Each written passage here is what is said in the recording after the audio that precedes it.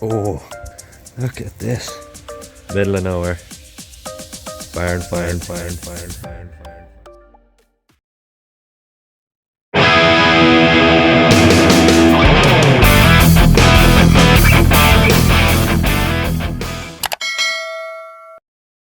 What's up guys? I am happy to be back with a new vlog for you.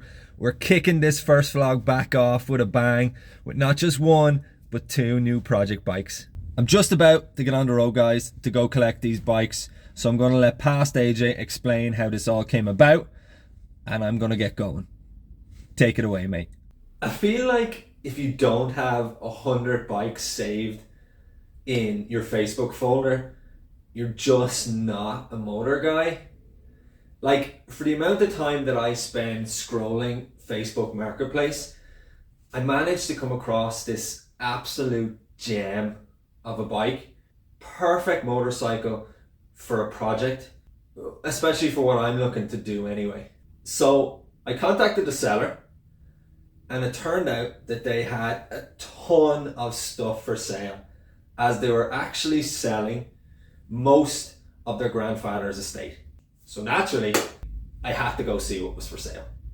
When I got there, there was this huge barn in the middle of nowhere, packed full of like antique horse carts, stationary diesel engines, and other treasures.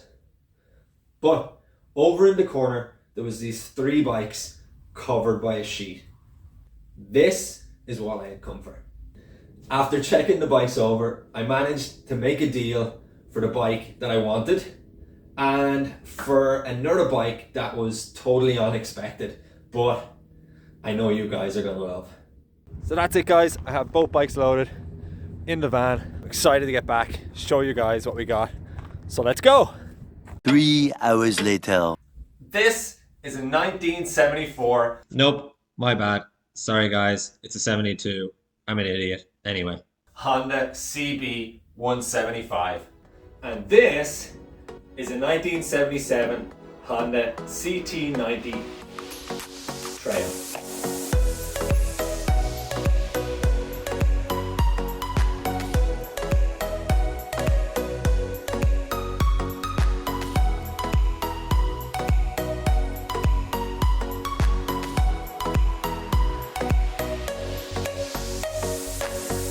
I'm not going to go through the CT90 in today's video guys, as I have a full video on this in the next vlog, and we'll find out whether it'll start. So subscribe and stay tuned to check that out next time. For the CB175, I'm going to turn this into a desert sled of sorts. I love the 50s style desert sleds and the Steve McQueen bike from The Great Escape. So I thought I could do something similar with this bike. Here's the plan. So, I'm going to strip the bike down to just frame and engine. I'll rebuild the front forks and then add back the wheels with 2 new trials tires and a set of Hagon shocks to stiffen the rear end. To finish off the front end, I'll add a set of desert sled handlebars, Bates style headlight, and a custom scrambling woodguard. The tank, it has some really nice patina at the moment, so I might leave that as it is. For the rear, I'll add a higher rear mudguard, a single seat and a luggage rack, and then I'll finish off the bike with a custom scrambler exhaust.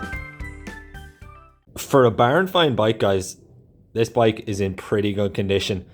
Like, I've given it a wipe down, but it was pretty much in this condition when I found it in the barn. Like, let me show you the patina on the tank. It's got some damage at the top, but like, I think that's pretty cool. And I'm thinking I'm going to leave it like that because it's just a really nice looking tank. Not a whole lot of damage on it. A couple of bits here, but that's just from wear on the seat. Let me show you the inside.